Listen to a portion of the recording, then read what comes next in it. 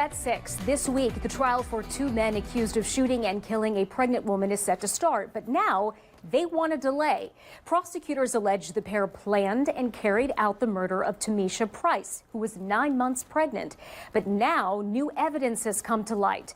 13 Action News reporter Alexis Means is live with this story, all new at 6. Sasha, the newly discovered evidence indicates that there's a third person's DNA on the murder weapon. Mommy's not moving. Those 4 words, whispered into a 911 call by a teenage boy who had just heard gunshots rip through his home, marked the moment 2 lives ended and a family shattered forever. Before we dive into this heartbreaking case, let me ask you something serious. Where are you watching from right now? Drop your location in the comments, and while you're down there, hit that subscribe button and smash the like.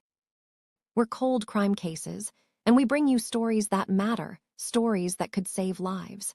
Share this video because awareness is protection. And speaking of protection, especially for the women watching, I want you to know about my book, True Crime Survival Guide: How to Stay Safe in a Dangerous World. It's designed specifically for women who want to recognize danger before it's too late. You'll find the link in the description and pinned in the comments. Get your copy today. Now, let's talk about Tameisha Price and the daughter she never got to meet. 7 days that changed everything. Picture this: pink everywhere. Pink streamers cascading from the ceiling, pink cupcakes lined up like tiny promises, pink balloons spelling out a name that would never be answered to Malaysia.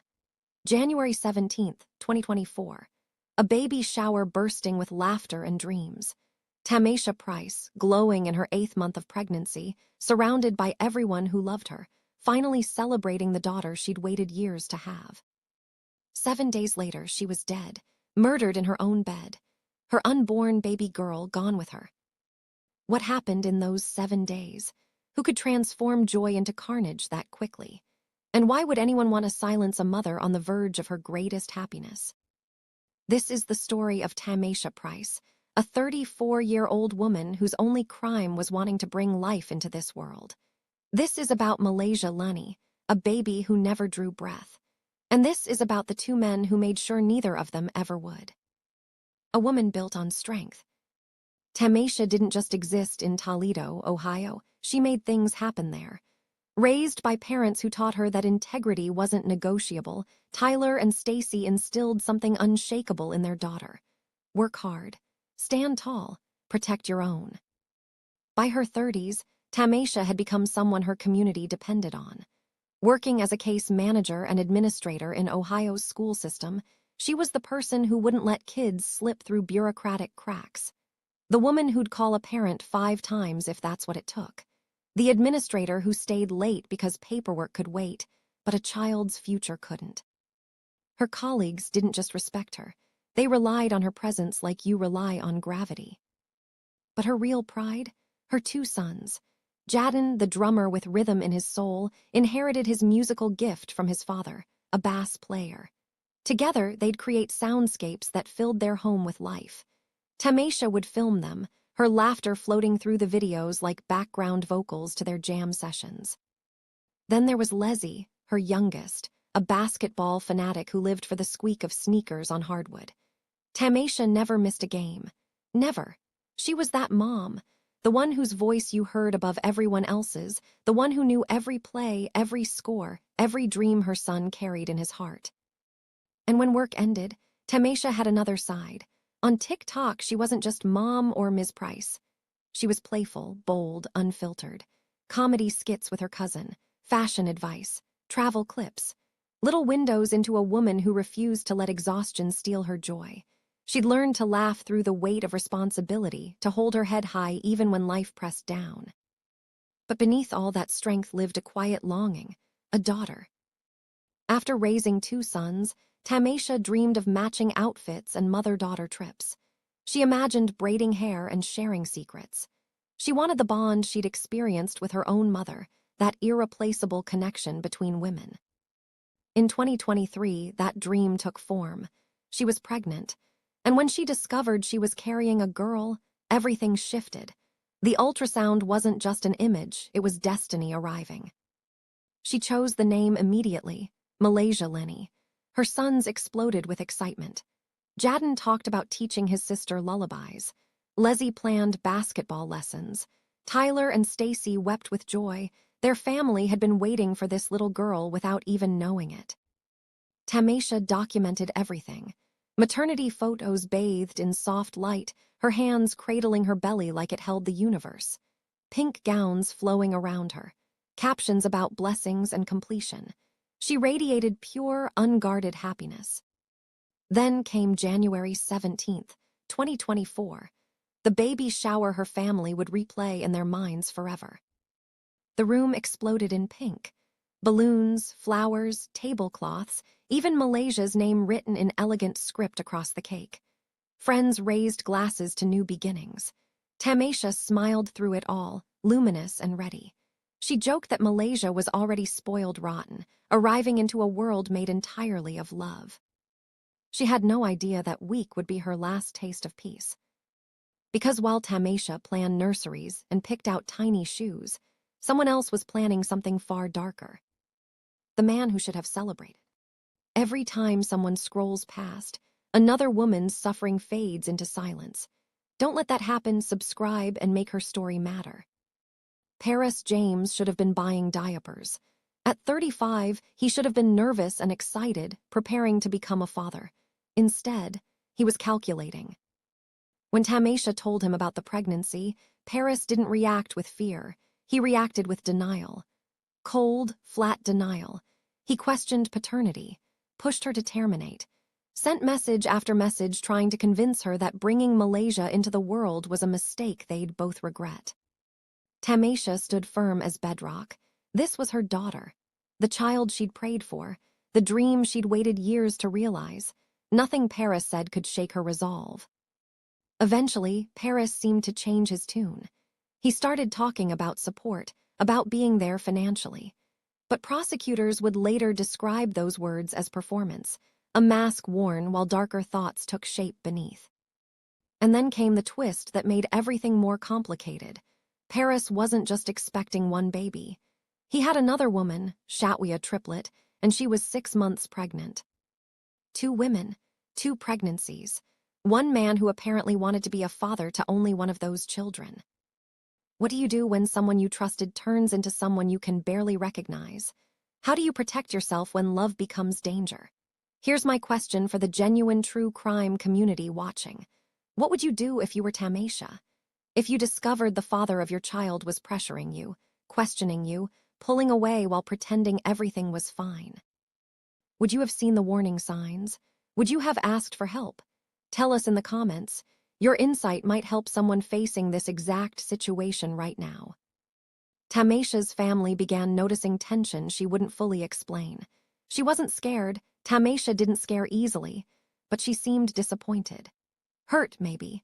Still, she carried herself with the same calm determination that defined her entire life. She focused on her boys, her work, and preparing Malaysia's arrival. But there were details, small things that seemed meaningless until hindsight turned them sinister. Jadden mentioned once how his mother always locked the back door. Always. It was a rule she never broke. Yet on nights when Paris visited, somehow that door ended up unlocked after he left. Strange, right? Easy to dismiss. Until it wasn't. As January moved forward and the baby shower faded into memory, something tightened around Tameisha's life like invisible hands closing around a throat. Her parents had planned a trip to Hawaii, a retirement celebration, a family milestone. It was the first time they'd been away that long in years. Later, investigators would call that timing more than coincidence. They'd call it opportunity. The days between pink balloons and crime scene tape felt ordinary on the surface. Tameisha posted pictures. She smiled. She nested. But underneath, according to prosecutors, something deadly was already in motion. Paris allegedly tried enlisting someone else to harm Tameisha, someone who refused. When that failed, he turned to another name, Jerry Scott. Jerry Scott, 26 years old, a friend whose loyalty would be weaponized in the worst possible way. If stories like this make you want to protect the innocent and expose the truth, then don't just watch. Subscribe. That single click could be the reason another story finally gets heard. The night everything ended. Late January evening. Tameisha, exhausted from carrying 8 months of pregnancy, settled into bed. Her body ached with that particular late pregnancy exhaustion, part discomfort, part anticipation. Paris had stopped by earlier, supposedly checking on her, but he didn't stay long. Down the hall, Jadon and Leslie slept soundly. To anyone passing by their home on Norton Place, it looked like any other quiet night in Toledo. Then, sometime in those dark hours before dawn, silence shattered. Gunfire, sharp, unnatural, wrong. Jadon jolted awake, his mind struggling to process what his ears had just heard. Another shot cracked through the stillness. Then nothing, just silence too heavy to breathe through. He crept into the hallway, heart hammering against his ribs. Movement caught his eye, a shadow cutting through the kitchen toward the back door. Gone before he could register a face. And that door, the one always locked, standing open. He pushed his mother's bedroom door wider. Gunpowder hung in the air like poison. What he saw next didn't compute at first.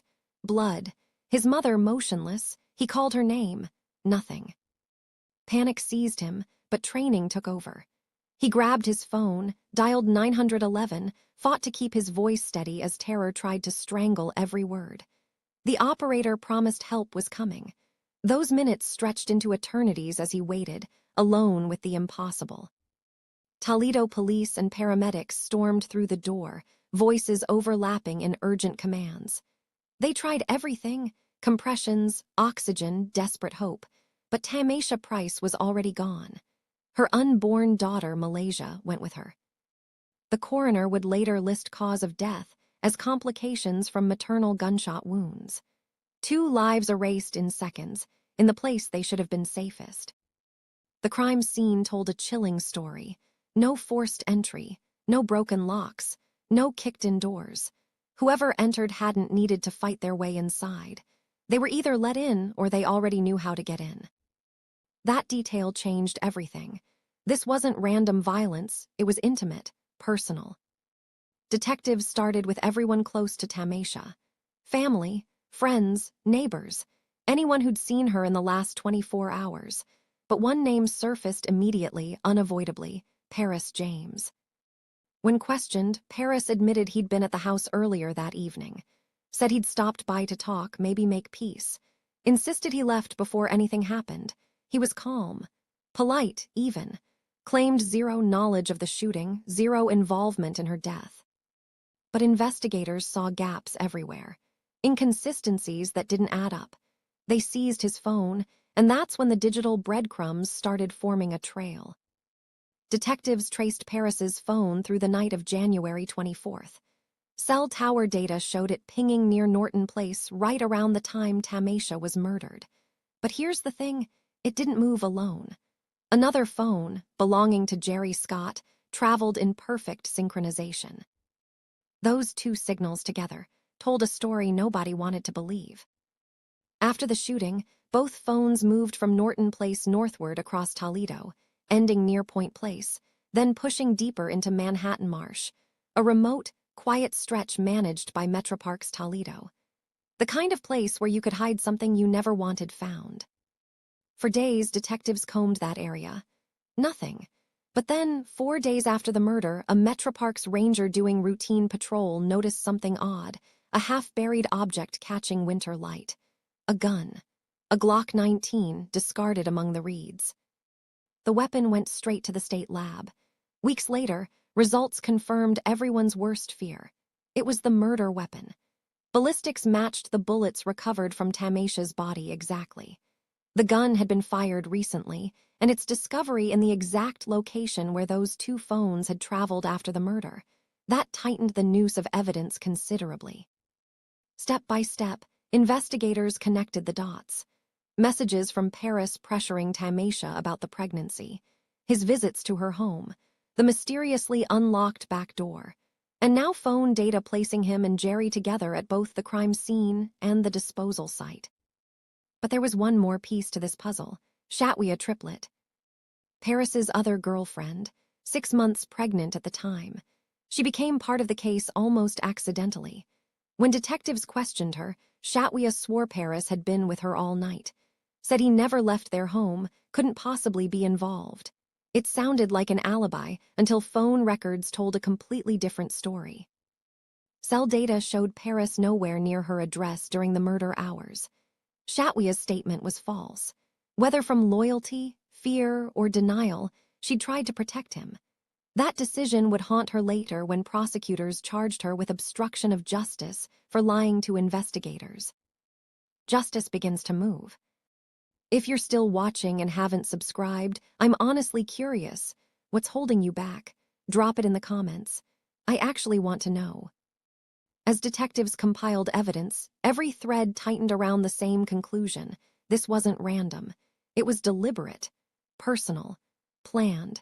The evidence pointed one direction. Paris James wanted Tameisha gone, and Jerry Scott helped make it happen. By spring 2024, both men were arrested. Paris faced 2 counts of aggravated murder, one for Tameisha, one for Malaysia, along with aggravated burglary, felonious assault, and tampering with evidence. Jerry Scott faced identical charges, both held without bond, awaiting trial. Shatwia triplet, charged separately, faced 2 counts of obstruction of justice. Her case would follow its own timeline, but the weight of what she'd said, or refused to say, hung over everything. For Tameisha's family, arrests brought no comfort. Tyler and Stacy returned from Hawaii to a world that no longer made sense. Their daughter gone. Their unborn granddaughter gone. 2 grandsons now living with trauma. Their home filled with grief instead of baby clothes. They held a balloon release for Tameisha and Malaysia. Pink balloons rising into gray sky, carrying prayers and anguish upward.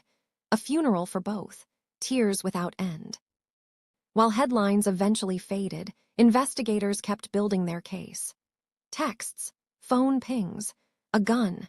Piece by piece, a story about betrayal, jealousy, and control emerged, one that began with pink balloons and ended with police tape. The trial. By early 2025, the case was nearly trial-ready. What had been fragments, texts, towers, timelines, had become a chain of evidence pointing to a single, unavoidable conclusion. But defense teams fought hard. They filed motion after motion, argued there was no eyewitness, nobody who could definitively say who pulled the trigger, questioned the reliability of cell tower data, pointing to margins of error that could shift a phone's recorded location by blocks. They demanded closer examination of investigative procedures, raising procedural questions designed to make jurors wonder if the foundation was as solid as it seemed. Then came a development that made headlines. Forensic testing found DNA from another male on the murder weapon. Defense attorneys seized on this, calling it proof of reasonable doubt. Prosecutors countered that the weapon could have changed hands, been touched or handled long before January 24th. In the end, it wasn't enough to fracture the prosecution's momentum, but it planted questions. When trial opened in June 2025, the Lucas County Courthouse felt heavy. Family filled the benches. Tameisha's parents sat feet from the men accused of destroying their daughter's life. Her sons weren't there. The trauma was too much. The prosecution began with a simple, chilling theory: premeditation built on resentment, paternity doubt, and opportunity. They walked the jury through Tameisha's final weeks, the pregnancy she celebrated, the texts that turned her joy into evidence. First came the messages. Cold digital imprints read aloud like a confession spread across days, showing how Paris's words shifted from frustration to calculation. Next, phone data, the backbone of the case. Experts used visual maps, each dot marking a moment in time, showing both phones moving in sync from Paris's home to Tameisha's neighborhood, lingering near Norton Place, then traveling north to the marshland where the Glock 19 was discovered. Every timestamp aligned with the shots Jadden heard and the window investigators believed Tameisha was killed. Then the gun itself, tagged, sealed, photographed. Ballistics experts testified the bullets recovered from Tameisha's body matched that weapon exactly. Finally, Jadden's testimony. Calm, composed, older than his years. He described waking to gunfire, seeing a shadow move through the hallway, noticing that back door, always locked, left open. His words were measured, but the room went silent. It wasn't just evidence. It was grief turned into memory. The defense countered steadily. Circumstantial isn't certainty. Phones aren't people. Data pings don't pull triggers. They reminded jurors there were no fingerprints, no eyewitness IDs, no video. They tried creating space for doubt, just enough for 12 people to hesitate.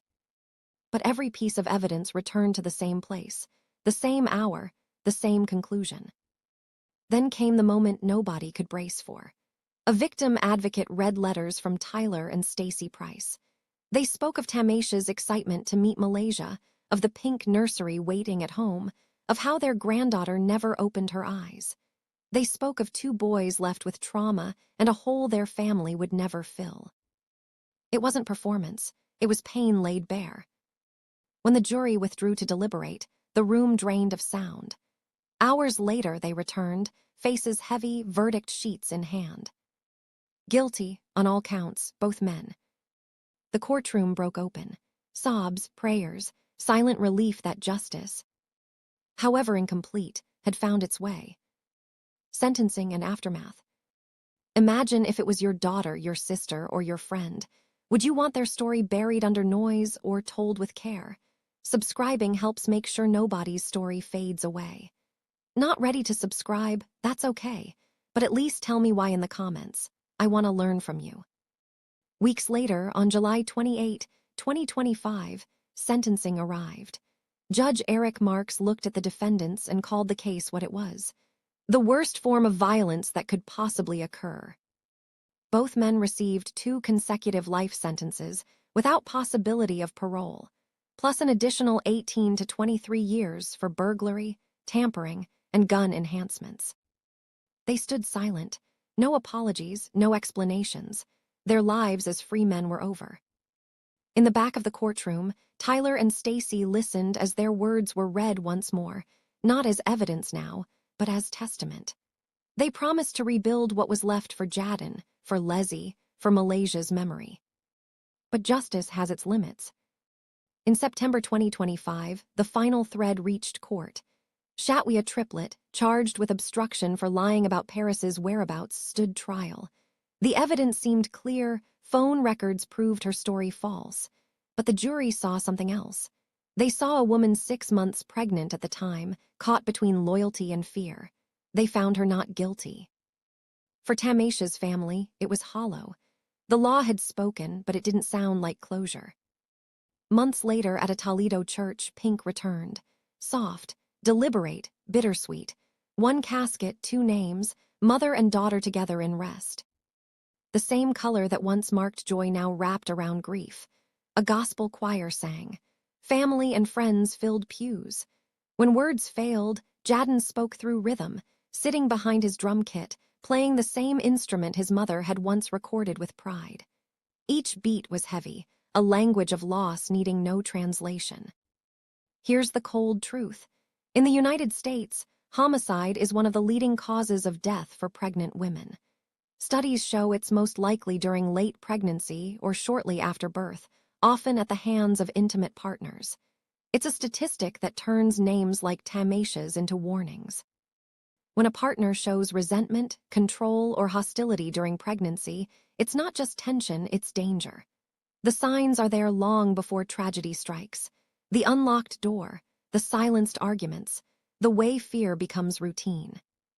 This took me hours of painful research, reading autopsies, police files, and the cries of women that were ignored. If you felt safe watching from your screen, the least you can do is hit that red subscribe button. Now 2 boys grow up carrying what they saw that night. The sounds, the images, the weight.